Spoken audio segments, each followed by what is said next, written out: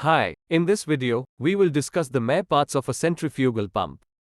So, the main parts of a centrifugal pump are the impeller, casing, suction pipe, with a foot valve and a strainer, and the delivery pipe.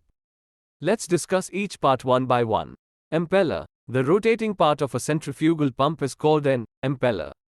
It consists of a series of backward curved vanes. The impeller is mounted on a shaft which is connected to the shaft of an electric motor. This is an impeller. The second part of the pump is the casing. It is the outer cover of the impeller.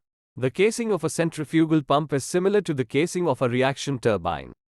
It is an airtight passage surrounding the impeller and is designed in such a way that the kinetic energy of the water discharged at the outlet of the impeller is converted into pressure energy before the water leaves the casing and enters the delivery pipe.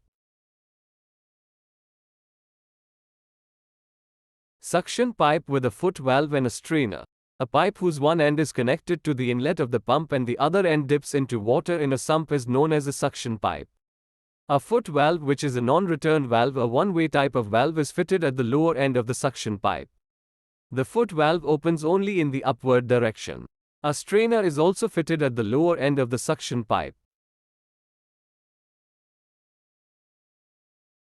Delivery pipe. A pipe whose one end is connected to the outlet of the pump and the other end delivers the water at a required height is known as a delivery pipe.